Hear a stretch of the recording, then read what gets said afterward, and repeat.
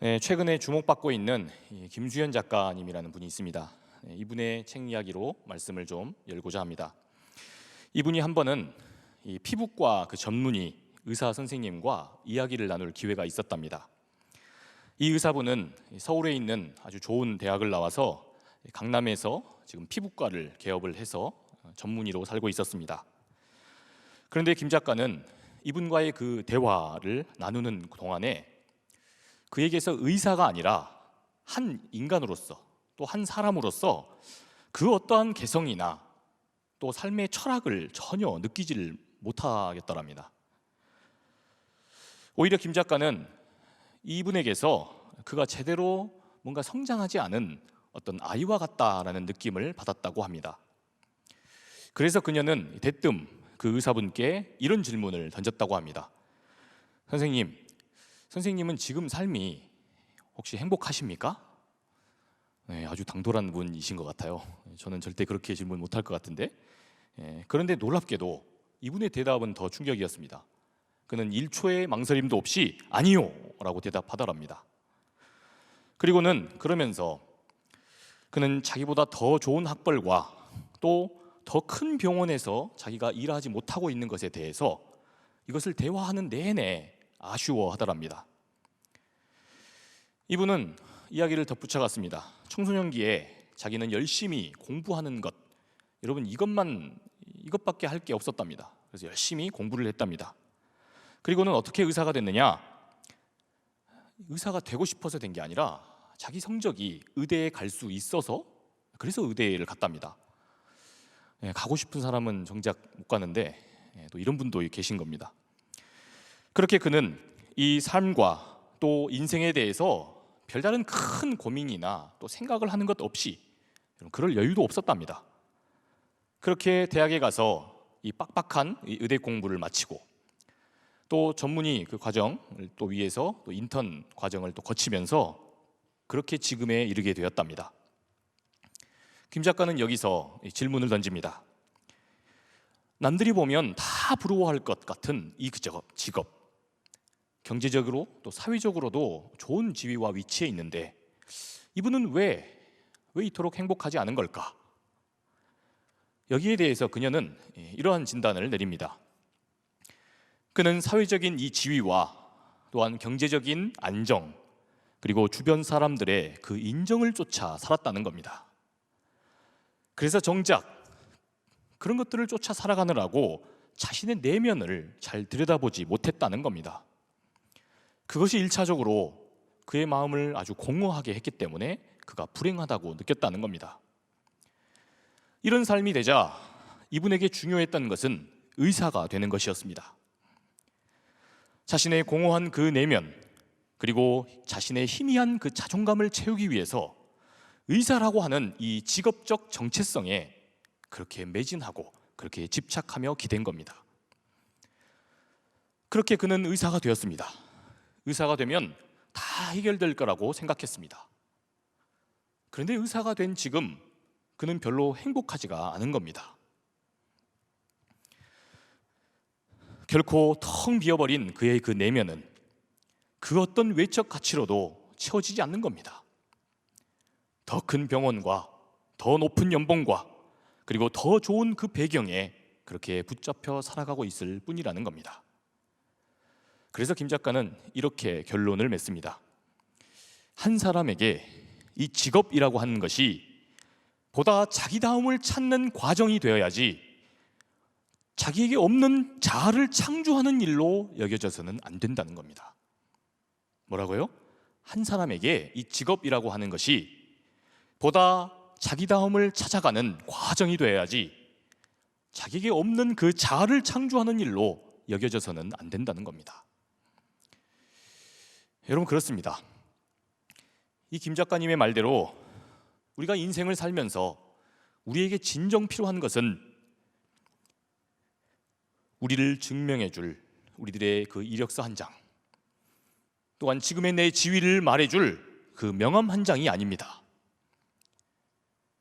우리가 우리의 인생을 살면서 삶의 진정한 목표로 삼아야 하는 것은 그 누구에게도 증명할 필요가 없는 바로 나, 그리고 그 내가 나 자신이 원하는 바로 그러한 내가 되는 것이 우리 삶의 목표가 되어야 한다는 겁니다. 오늘 하나님의 말씀 속에는 이러한 삶의 아주 근본적인 이 행복의 문제를 아주 치열하게 고민한 한 사람이 등장합니다. 그가 바로 오늘 말씀 속에 나오는 이 맹인입니다. 오늘 말씀 35절을 다 함께 읽어봅시다. 여리고에 가까이 가셨을 때에 한 맹인이 길가에 앉아 구걸하다가. 여러분, 오늘 우리는 사순절 5번째 주간으로 보내고 있습니다. 이제 주님은 곧 이 여리고를 거쳐서 예루살렘으로 가셔서 이제 십자가를 지시게 될 겁니다. 그런데 오늘 이 본문의 말씀은 주님께서 이 예루살렘으로 가시고자 이 여리고라고 하는 그 관문 도시를 지나시면서 그때 한 사람을 만난 그 사건을 이야기하고 있습니다. 주님이 여리고에 이르셨는데 지금 한 맹인이 이 여리고의 그 길가에 앉아서 구걸을 하고 있었습니다. 오늘 말씀 속에서 우리는 먼저 이 맹인이라고 하는 사람이 이 여리고에 앉아서 구걸을 하고 있었다, 이 사건의 의미를 먼저 헤아려야 합니다. 예수님 당시에 이 예루살렘이라고 하는 곳이 정치적인 어떤 그 힘을 가진 사람들, 이들이 모여 있는 그 정치적 중심지였다면 이 여리고라는 곳은 상업과 경제적인 질서의 중심지였습니다. 이곳에는 예로부터 이 왕의 대로가 있었습니다. 그래서 온갖 무역과 또 상업들이 성행했습니다. 게다가 이 여리고라는 곳은 유대에서 실질적인 실권을 장악하고 있는 그런 사람들의 그 주거 도시였습니다. 이들의 집이나 이들의 별장이 있었다는 겁니다. 해마다 헤롯은 이 겨울이 되면 추운 예루살렘을 떠났습니다. 그리고는 상대적으로 아래쪽에 있는 이 여리고에다가 자신의 겨울 별장 궁전을 지어서 이곳에서 묵었습니다. 그리고 또한 그 당시에 예루살렘 최고 의결기구였던 이 사내들인 공회 의원들과 당시의 종교 지도자들이었던 이 제사장들, 이들의 별장이 이곳 여리고에 많이 지어져 있었습니다. 이로 미루어 보아서 우리는 오늘 이 말씀 속에 있는 이 맹인이 왜 지금 이곳에서 하필 이 여리고라고 하는 이곳 길가에서 구걸을 하고 있었는지 헤아려 볼 수 있습니다. 그는 앞을 볼 수가 없었던 장애인이었습니다. 당시 사회는 이 장애인을 그래도 지금처럼 나름 배려하려고 했던 그런 사회가 아니었습니다. 그러니 구걸하는 이 삶 외에 그에게는 별다른 대안이 없었습니다. 하지만 그는 보이지 않는 자신의 그 육체적인 그 핸디캡, 이것을 극복하기 위해서 자기에게 남아있었던 이 귀를 활용했습니다. 그래서 아주 치열하게 듣는 인생으로 살아왔던 겁니다. 보지 못하기 때문에 남들에게 뒤지지 않고자 열심히 사람들의 소리를 듣고 아주 악착같이 귀를 기울였던 겁니다. 이를 통해서 이 사람은 이 시대의 질서가 지금 이 예루살렘이라고 하는 곳과 이 여리고라고 하는 이 두 곳을 중심으로 해서 돌아간다는 것을 알았습니다. 그렇게 그는 자기가 어디에 머물러 살아야 하고 또 어떤 말들을 믿고 어떤 말을 따라야 하는지 이것을 결단하고 바로 이 여리고라는 곳에 서 있었던 겁니다. 여러분, 곳간이 있는 곳에서 인심난다고 하지 않습니까? 그러니 자기 같은 사람들이 살려면 이곳 여리고라고 하는 곳이 제격이다, 이렇게 나름 굉장히 합리적이고 똑똑한 선택을 한 겁니다. 35절의 이 짧은 그 한 구절의 말씀에서 우리는 그가 이곳 여리고라고 하는 곳에서 이 길가에서 구걸을 할 때까지 얼마나 나름 치열한 인생을 살았는지, 얼마나 처절한 삶의 사투를 했는지를 보아야 합니다. 여러분, 그런데 더 놀랍게도 우리는 이 다음 구절들을 통해서 그런 그에게도 아주 뜻밖의 내면에 깊은 갈등이 있었다는 사실을 목격하게 됩니다. 우리 다 함께 36절에서 38절을 함께 읽어봅시다. 무리가 지나감을 듣고 이 무슨 일이냐고 물은데 그들이 나사렛 예수께서 지나가신다 하니 맹인이 외쳐 이르되 다윗의 자손 예수여 나를 불쌍히 여기소서 하거늘. 여러분, 늘 그래왔듯이 도무지 앞이 보이지 않았던 바로 이 사람, 그에게는 이 소리가 참으로 예민할 수밖에 없었습니다. 그날따라 그는 평소 같지 않던 아주 부산한 많은 사람들의 그런 소리를 듣게 됩니다. 그래서 사람들에게 대체 이게 무슨 일이냐라고 물었습니다. 그러자 사람들이 지금 나사렛 예수께서 지나가신다, 이렇게 이야기를 해준 겁니다. 여러분, 그런데 이 말을 듣자마자 그는 아주 뜻밖의 행동을 하면서 주변에 있는 사람들을 당황스럽게 만듭니다. 그가 갑자기 마치 기다렸다는 듯이 이렇게 큰 소리로 외친 겁니다. 다윗의 자손 예수여, 나를 좀 불쌍히 여겨주십시오. 이렇게 외친 겁니다. 여러분, 그런데 지금 이 사람의 이 외침은 뭔가 아주 잘못되어도 크게 잘못된 이야기입니다. 여러분, 일단 사람들은 그에게 분명히 나사렛 예수가 지나가신다라고 했습니다. 여러분, 먼저 우리는 이 사람들의 이 말의 그 뉘앙스에 담긴 의미를 알아야 합니다. 여러분, 이들이 지금 예수님께 붙였던 이 나사렛이라고 하는 호칭은 그렇게 예수님께 호의적으로 붙인 호칭이 아닙니다. 왜냐하면 지금 이 말을 하고 있는 사람들이 누굽니까? 바로 여리고에 살고 있었던 사람들이기 때문입니다. 앞서 설명했듯이 이 여리고라는 곳은 이스라엘에게 있어서 강남과도 같은 곳입니다. 가장 대단한 사람들 모여 산다는 이 강남이라는 겁니다. 그러니 여리고 사람들은 당시의 유대 사회의 최중심부에 자기들이 살고 있다는 이 자부심이 아주 높았습니다. 물론 이 사람들은 그 당대의 진짜 실권과 패권을 잡은 사람들은 아니었습니다. 이곳의 진짜 실세는 로마 당국으로부터 자신들의 권력을 위임받았던 이 헤롯 왕가 그 일족이었습니다. 당시 유대를 통치하던 이 헤롯은 자기가 로마에 유학하던 시절에 이 로마에서 자기가 보았던 이 로마의 화려한 극장과 또 목욕탕, 지금은 목욕탕이 뭐 별로 그렇게 화려하다고 생각하지 않지만 당시 공중 목욕탕이 대단했던 겁니다. 그리고 또 당대의 아주 좋은 위락시설들을 보게 됐습니다. 그리고는 이것을 유대에 그대로 가지고 와서 이것들을 지어 올리면서 사치와 향락에 빠져 살았습니다. 물론 자신의 힘이 아니라 유대 백성들을 계속해서 동원해서 말입니다. 당시에 이 헤롯은 이 로마 정부로부터 연봉으로 약 800달란트를 받았다고 합니다.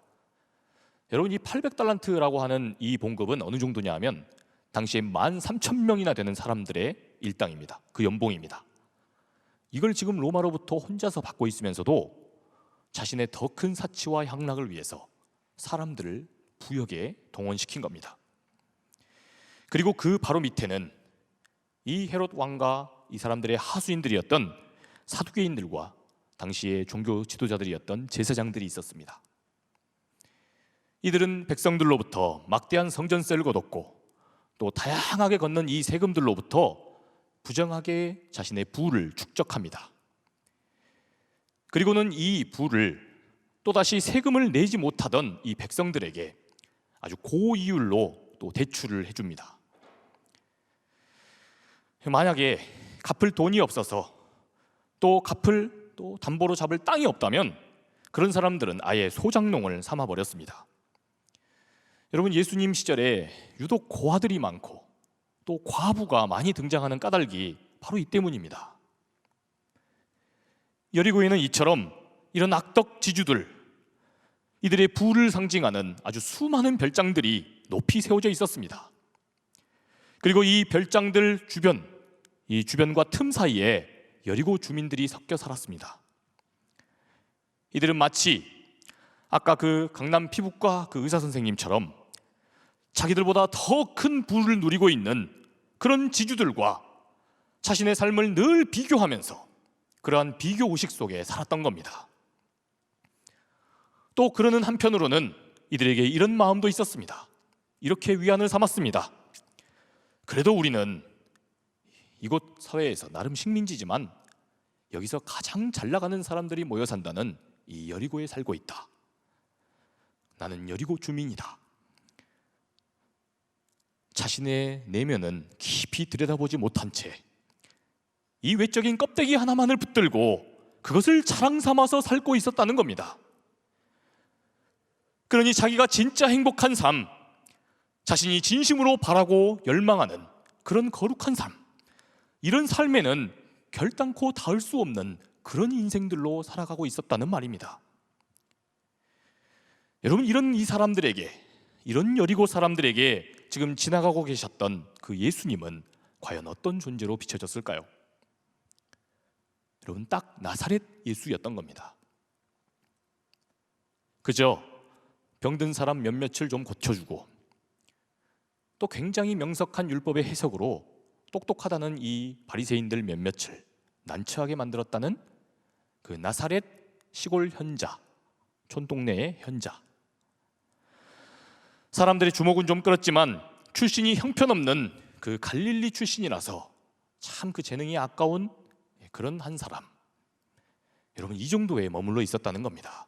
여러분, 이것이 바로 나사렛 예수가 지나가신다라고 하는 이 사람들의 그 말 뜻이었던 겁니다. 여러분, 그런데 이 큰 여리고에서 단 한 사람만이 이렇게 외쳤습니다. 단 한 사람만은 이렇게 외쳤습니다. 다윗의 자손 예수여, 나를 좀 불쌍히 여겨주십시오. 사람들은 분명히 그에게 나사렛 예수라고 했습니다. 그러나 그는 지금 나사렛 예수가 아니라 다윗의 자손 예수여 라고 이야기를 한 겁니다. 여러분, 이 다윗의 자손 예수여 라고 하는 이 외침, 여러분, 이것은 지금 아주 굉장히 위험한 말입니다. 여러분, 왜냐하면 지금 이곳이 어떤 곳입니까? 여러분, 지금 이 세상이 어떤 세상입니까? 로마가 지정한 이 헤롯이라고 하는 사람을 왕으로 삼고 그렇게 살아가는 세상입니다. 그런데 그곳에서 예수님이 곧 우리의 왕이십니다. 예수님, 당신이야말로 우리들의 왕이 되셔야 합니다. 여러분, 이 사람이 이렇게 지금 외친 꼴이기 때문입니다. 여러분, 이곳 여리고에는 엄연히 로마가 임명한 이 헤롯을 왕으로 삼고 있습니다. 그래서 그를 상징하는 이 왕궁이 이곳에 버젓이 서 있습니다. 그리고 그가 정한 이 질서가 곧 법이 되는 곳이 바로 이 여리고라는 곳입니다. 그런데 그런 여리고에서 예수님을 다윗의 적통이요, 그로써 예수님이 곧 왕이다, 이렇게 고백하는 것은 반역이고 또한 도발이 아닐 수 없는 겁니다. 여러분, 그래서 사람들은 어떻게 합니까? 우리 39절을 한번 보겠습니다. 앞서 가는 자들이 그를 꾸짖어 잠잠하라 하되 그가 더욱 크게 소리질러 다윗의 자손이여 나를 불쌍히 여기소서 하는지라. 아멘. 여러분, 그래서 지금 사람들이 이 사람을 꾸짖은 겁니다. 이 사람아, 지금 당신 맹인이어서 지금 눈에 뵈는 것이 없냐? 당신 지금 미친 거 아니냐? 여러분, 이렇게 말한 겁니다. 그런 말 입에 담지도 마라. 이 여리고의 질서에 네가 흠집 낼 수 있을까라고 생각하지 마라. 그러다가 로마가 또한 그의 하수인인 헤롯이 또 사두개인과 제사장들이 너뿐만 아니라 우리들에게까지 보복을 하면 어떻게 할 것이냐, 그래서 그를 다그치고 꾸짖었던 겁니다. 여러분, 그런데 사람들이 그렇게 그를 만류하자 이 맹인이 어떻게 합니까? 오히려 더 크게 소리를 지릅니다. 여러분, 지금 이 맹인의 행동과 이 태도를 보십시오. 여러분, 이거 지금 결코 우발적인 행동이 아닙니다. 여러분, 이 행동이 갑자기 나온 게 아니라는 겁니다. 아주 오래전부터 그가 그 마음속에 그 내면에 깊이 갈등하면서 그 내면에 오랫동안 품고 있었던 그 내면의 뜻을 아주 작심하고 지금 이야기하고 있다는 말입니다. 여러분, 그가 어떤 사람입니까? 평생을 앞을 보지 못하고 살아갔던 사람입니다. 그래서 늘 사람들의 그 귀에 들리는 그 사람들의 소리를 의지해서 살 수밖에 없었던 그런 사람이었습니다. 그래서 늘 이런저런 사람들의 말과 세상 소리들의 귀를 기울여서 그 소리에 의존해서 여기까지 살아왔던 사람입니다. 그런 끝에 그가 내린 선택이 무엇이었습니까? 바로 이곳 여리고에 주저앉아서 구걸을 하고 있던 삶이었던 겁니다.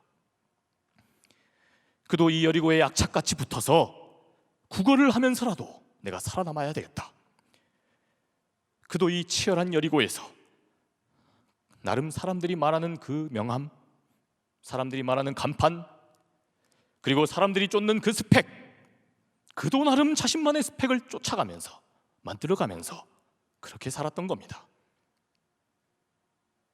여러분, 그런데 행복하지가 않은 겁니다. 자기 삶이 날마다 행복하지가 않은 겁니다.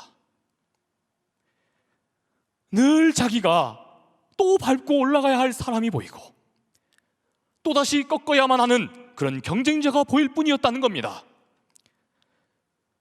게다가 그럴 때마다 이 싸움에서 그가 받았던 그 충격과 그 상처들로 인해서 가슴이 시렸습니다. 왜 밟아야 하는지를 모르는데 밟을 때마다 무척 아팠습니다. 그래서 점점 자신감이 사라지고 점점 세상 속에서 기가 죽고 주눅이 들어서 급기야 사람들을 만나는 것이 이게 너무 힘들고 이게 너무 어렵게 되었다는 겁니다. 그러던 차에 그는 자신의 그 내면의 열망에 집중했습니다. 내가 이곳의 헤롯과 그리고 이 사두개인과 제사장들, 이 여리고의 사람들과 경쟁을 해서 대체 내 삶에 무엇이 남는 것일까? 이들이 세워놓은 그 질서, 그 질서에 맞춰 살아가는 그 삶이 과연 나를 행복하게 해주는 것일까? 그 마음속에 이러한 질문들이 생겼다는 겁니다. 이런 내면 깊은 그 갈등, 이 갈등 중에 살던 그에게 어느 날 저 멀리 산다는 예수에 대한 소문이 들렸습니다. 저 갈릴리, 저 먼 곳에 사는 예수님에 대한 소문을 그가 들은 겁니다. 그는 우리와 똑같은 운명 속에서 그렇게 살아가고 있는데, 그러나 전혀 새로운 하나님 나라의 질서를 붙들고 그렇게 살아갈 수 있는 삶이 있다는 것을, 그런 삶을 사시는 분이었습니다.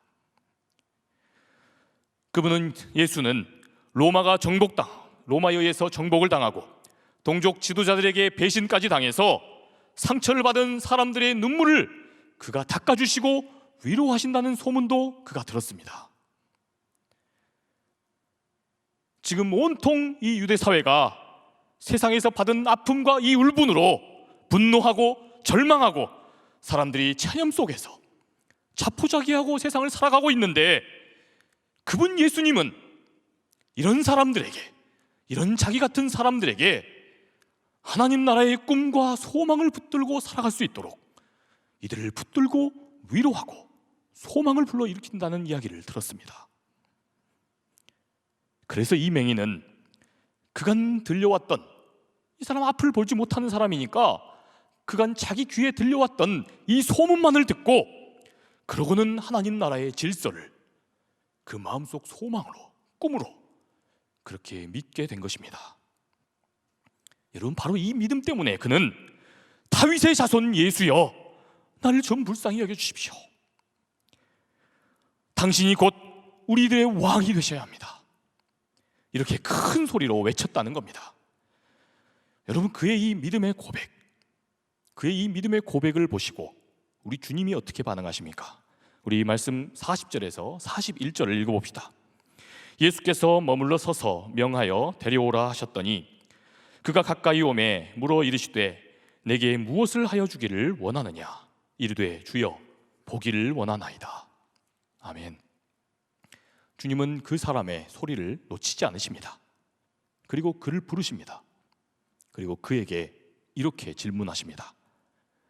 너에게 지금 내가 무엇을 하여 주기를 원하느냐? 내게 무엇 하여 주기를 원하느냐? 여러분, 그런데 이거 너무 이상한 질문 아닙니까? 딱 봐도 지금 이 사람 맹인이 아닙니까? 그러니 내가 너의 눈을 고쳐주겠다. 야, 물어볼 것도 없이 내가 너의 눈 고쳐주마. 얼마나 힘들었냐? 여러분, 이렇게 물으셔야 그게 정상입니다. 그런데 주님은 지금 내게 무엇 하여 주기를 원하느냐? 약 올리는 것도 아니고 이렇게 질문하신 겁니다. 여러분, 그런데 지금 주님이 제대로 보신 겁니다. 여러분, 지금 주님은 이 사람의 진짜 문제, 이 사람의 내면의 진정한 갈등이 무엇인지를 지금 제대로 알아보고 계시는 겁니다. 여러분, 주님은 지금 이렇게 말씀하고 계시는 겁니다.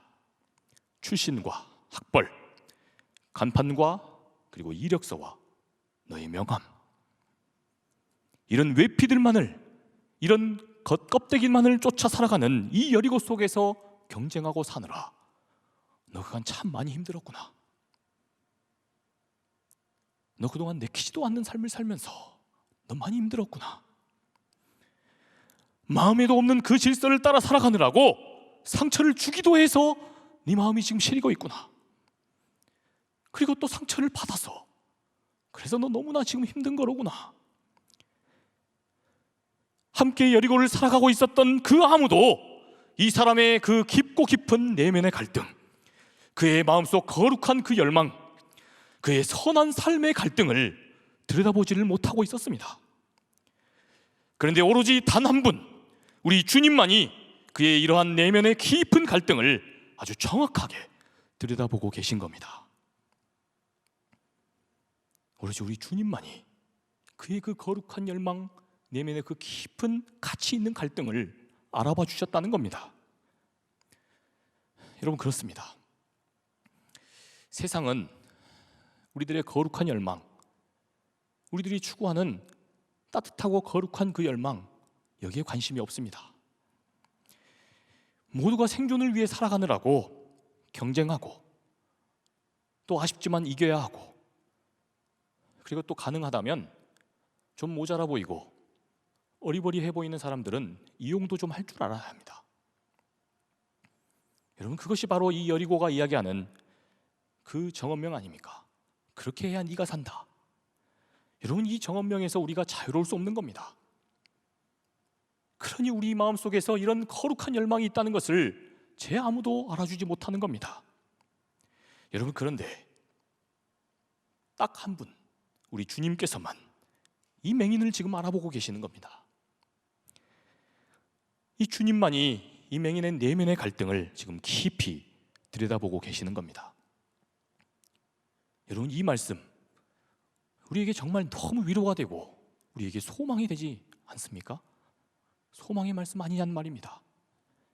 여러분, 왜 그렇습니까? 저와 여러분이 바로 이 맹인과 같은 사람 아닙니까? 이거 지금 우리들의 모습 아닙니까? 이 맹인의 지금 이 열망이 지금 여기 예배하고 있는 여러분들의 그 열망, 여러분들의 소망이 아닙니까? 세상이 온통 자기가 잘 되는 일, 나만 잘 먹고 잘 살겠다는 이 열심으로 오늘도 바삐 살아가고 있지 않습니까?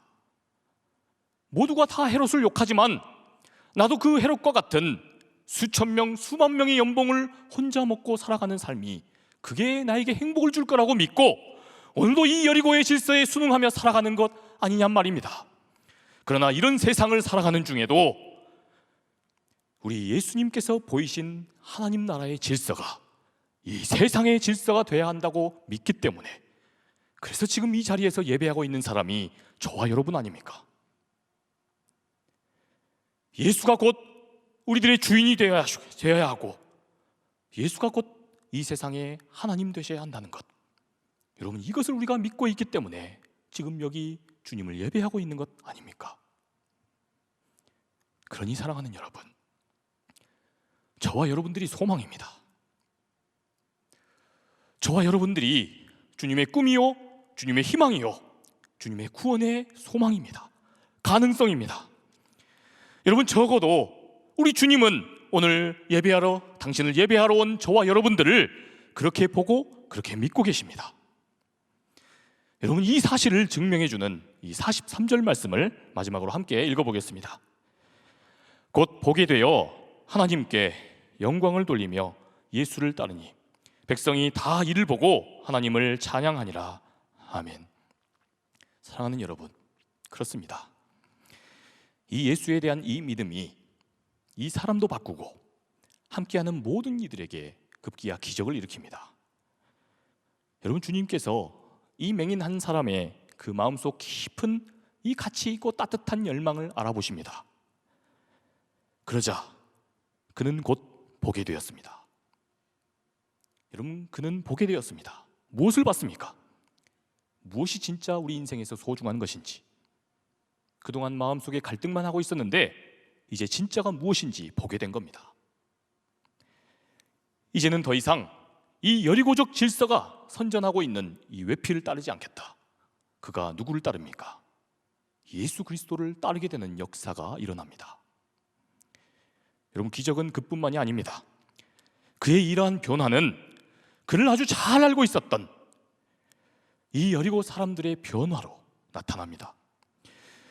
늘상 이 여리고적인 질서가 이게 전부인 양 그것을 추구하며 그 외피를 찬양하며 그 껍데기를 동경하고 있었던 이 여리고 사람들이 누구를 찬양하게 됩니까?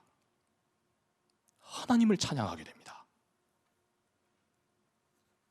여러분, 이것이 오늘 하나님께서 우리에게 주시는 도전입니다.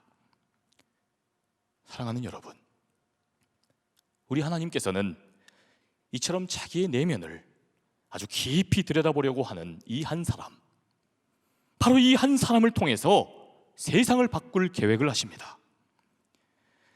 우리네 이 세상, 우리들의 삶이 결코 이래서는 안 된다고 그렇게 여기는 한 사람을 통해서, 우리들의 그러한 열망과 믿음을 통해서 하나님은 세상을 구원하실 계획을 세우십니다.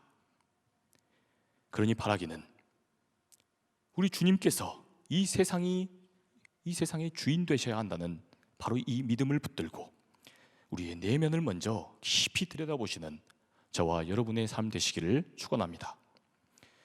그리하면 우리 이 사순절 기간 동안 하나님께서 저와 여러분들의 이 믿음을 사용하셔서 지금도 이 여리고적 질서 속에서 삶을 낭비하고 있고 고통 속에 살아가고 있는 수많은 이들을 하나님은 오늘도 구원하시고 이들을 바꾸시고자 하는 계획을 우리 믿음을 통해 세우실 것입니다. 말씀을 마치고자 합니다. 소설가 이승우 선생님은 이 시대를 살아가고 있는 우리 많은 젊은이들에게 서자의 당당함이 필요하다, 이렇게 이야기하십니다. 뭐라고요? 서자의 당당함이 필요하다. 여러분, 서자의 당당함이라니 이게 무슨 소리입니까? 여러분, 여기서 이 서자라고 하는 사람은 적장자가 아닌 그 서자를 말하는 겁니다. 여기서 서자란 권력의 그 주류에서 밀려버린 그런 사람들을 말하는 겁니다. 여러분, 서자들은 늘 이 적장자들과는 다르게 피해의식 속에서 살아야 합니다. 힘이 있는 형의 눈치를 봐야 합니다. 또한 권위 있는 아버지로 대표되는 이 시대의 권위에 순복하고 거기에 자꾸만 눈치를 봐야 하는 그런 눈치꾸러기가 되어야 합니다. 그런데 이 작가님은 말합니다. 이러한 서자들이 살아남을 수 있는 그 방법은 이 아버지나 그리고 이 적자인 형의 그 호의에 기대지 않는 정신을 갖는 것. 다시 말합니다. 아버지 혹은 적자, 그 형님의 호의에 기대지 않는 그러한 정신을 마음속에 품는 것. 여러분, 이것이 바로 서자의 당당함이라는 겁니다. 여러분, 이 세상, 이 여리고적 질서, 이러한 규칙들을 우리가 무조건 따르며 살아가다 보면 우리는 숨이 넘어갈 겁니다. 때문에 우리는 늘 그들이 정해놓은 그 규칙과 또 그들이 정해놓은 그 거기를 강제로 우리가 가라고 할 때에, 그 길을 가야 한다라고 할 때에 먼저 이것을 삐딱하게 보는 시선이 필요합니다. 그래서 자신의 길을 따로 만들려고 하는 그런 의지, 이러한 서자의 당당함이 있어야 한다는 겁니다. 여러분, 이 세상이 우리의 생체 리듬에도 맞지 않는 그런 삶을 우리에게 자꾸 요구한다면 이것을 거절해야 합니다. 여러분, 세상이 자꾸만 우리와 함께 살아가고 있는 사랑하는 사람들을 자꾸 경쟁자로 보게 하고 자꾸 미워하게 만든다고 한다면 여기에 안이호할 수 있어야 합니다. 이것이 바로 출애굽 공동체가 광야의 위험을 감수하고 걸었던 길입니다. 또한 목숨을 걸고 바른 소리를 했던 예언자들이 걸었던 길입니다. 그리고 세상을 구원하시고자 십자가를 지셨던 우리 예수님께서 당당하게 걸어가신 길입니다. 그리고 종국에는 그러한 주님의 기대와 소망으로 살아가는 오늘 이 자리에 하나님을 예배하는 저와 여러분, 우리 믿음의 제자들이 걸어가야 하는 길입니다. 그러니 여러분, 우리들의 믿음을 바꿔야 합니다. 우리들의 이 행복을 추구하고 그 행복을 누리고 살아가는 그 방식을 우리가 바꿔야 합니다. 그렇게 저와 여러분들에게, 우리들 자신들에게 맞는 그러한 의미들을 날마다 찾아 나가시면서 여러분들의 인생의 길을 개척해 나가시는 여러분 되시기를 주님의 이름으로 축원합니다. 바라기는 이 사순절 기간이 그렇게 주님의 십자가를 묵상하면서 우리들의 내면이 더욱 튼실하게 살쪄나가는 시간 되시기를 주님의 이름으로 축원합니다. 여러분, 주님께서 저와 여러분들의 그 열망을 아십니다. 여러분들이 행동으로 지금 신앙 고백하고 있지 않습니까?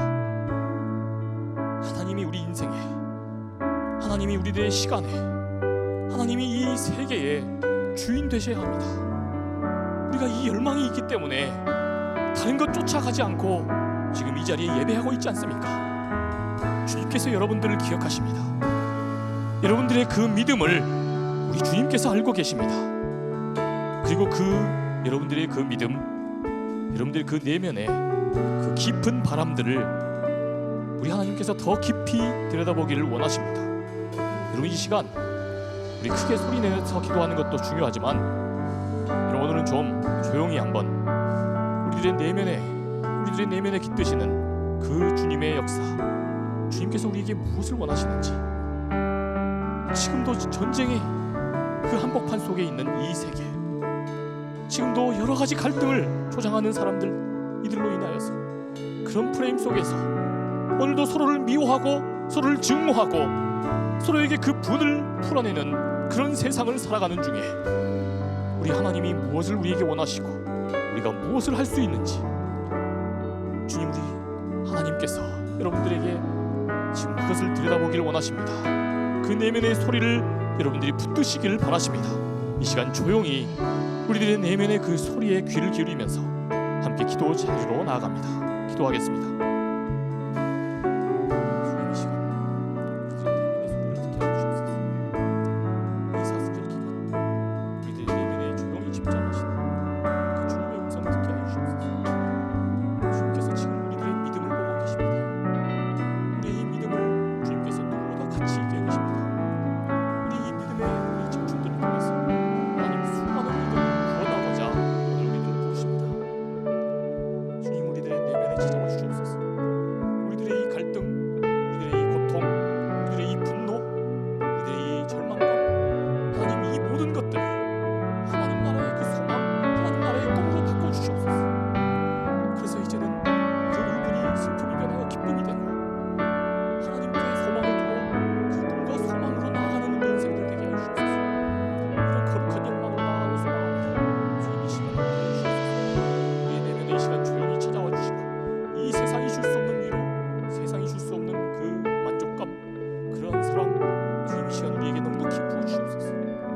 이 자리에 모인 우리 모든 청년들 하나님 앞에서 이러한 귀한 사랑과 은혜를 온전히 체험하며 나아갈 수 있도록 주님 인도하여 주시옵소서. 주님, 그렇게 인도해 주시옵소서.